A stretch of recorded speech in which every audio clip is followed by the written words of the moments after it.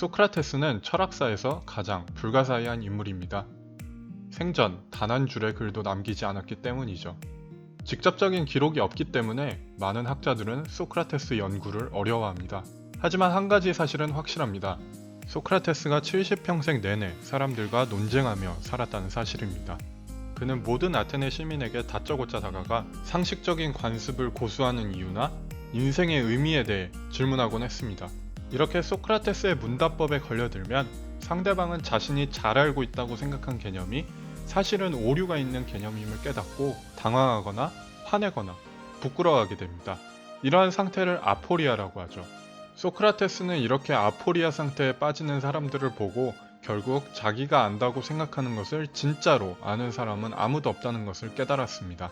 이러한 사실을 깨닫고 그는 내가 알고 있는 단 한 가지는 내가 아무것도 모르고 있다는 사실이다 라는 말을 남기기도 합니다. 그리고 이 말은 소크라테스와 플라톤 철학의 핵심이 됩니다. 일단 자신이 모르고 있다는 것을 인정하는 것에서부터 진정한 알미 시작되기 때문입니다. 인간이 오류에 빠지는 것은 자신이 무지하다는 사실을 모르고 고착화된 신념을 논리적으로 검증하지 않기 때문이라는 것이죠. 하지만 이러한 그의 철학은 그를 결국 위험에 빠뜨립니다. 일부 제자들이 소크라테스의 방식을 흉내내어 당대 유력자에게 질문을 퍼부었고 그들을 당혹스럽게 만든 것입니다. 당시 아테네 시민들은 신화적인 사고방식을 관습처럼 따르고 있었는데 소크라테스의 이성적, 합리적 사고방식은 아무래도 낯설 수밖에 없었습니다. 결국 소크라테스는 신들을 부정하고 아테네의 전통을 해쳤다는 죄목으로 기소됐고 법정에 서게 됩니다. 사실 그는 이 법정에서 충분히 목숨을 부지할 수 있었습니다.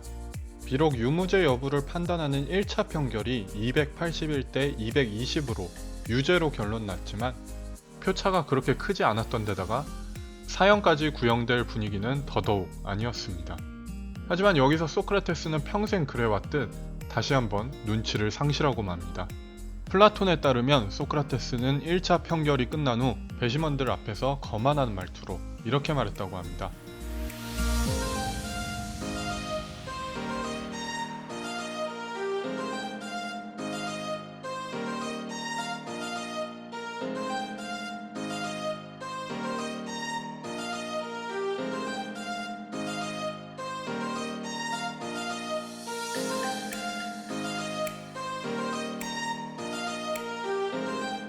게다가 형량을 결정하는 2차 판결에서 자신이 받을 형량으로 30미나라는 터무니없는 푼돈을 제시해 배심원들을 더욱 분노케 합니다. 결국 2차 판결에서는 361대 140이라는 압도적인 표차로 소크라테스에게 사형이 구형됩니다.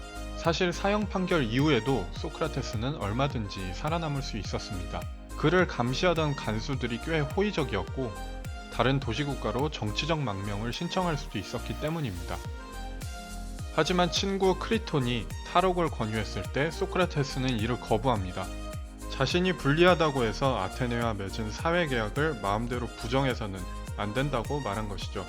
이 과정에서 소크라테스가 악법도 법이다 라는 말을 했다고 전해지지만 이는 사실이 아닙니다.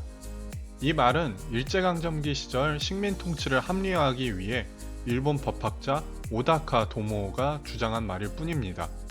따지고 보면 모든 관습과 관념에 의문을 품었던 소크라테스가 이런 말을 했을 리도 없습니다. 어쨌든 소크라테스는 자신이 살아남을 수 있는 여러 번의 기회를 모두 걷어찬 후 의연하게 독배를 받아듭니다. 이러한 일련의 과정을 살펴보면 어쩌면 이 모든 것이 소크라테스의 철학적 기획이 아닐까라는 생각마저 들 정도입니다. 당시 아테네는 펠로폰네소스 전쟁에서 패한 데다 역병이 창궐해 사회가 어지러웠습니다. 이러한 혼란 속에서 아테네 사회는 희생양이 필요했고 바로 소크라테스가 그 대상으로 지목된 것입니다.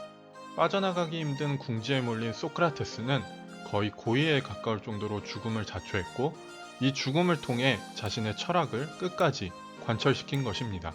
실제로 소크라테스의 인기는 오히려 그가 죽은 이후에 올라갔고 그의 사상은 플라톤에 의해 계승되어 서양 철학사의 원류가 됩니다. 뿐만 아니라 그가 사상을 전파할 때 사용한 문답법은 귀납적 방법론과 변증법으로 발전해 서양 철학의 가장 중요한 사고방식으로 자리 잡습니다. 소크라테스 이후 수많은 철학자가 등장했습니다. 하지만 지혜를 사랑한다는 철학이라는 단어의 그리스어원에 충실했던 사람은 그렇게 많지 않았습니다. 2500년 전 아테네에서 죽음을 맞이했던 한 철학자는 비록 고집이 세고 눈치도 조금 부족했지만 적어도 철학이라는 단어에 담긴 비전에는 누구보다 충실했던 진짜 철인이었습니다.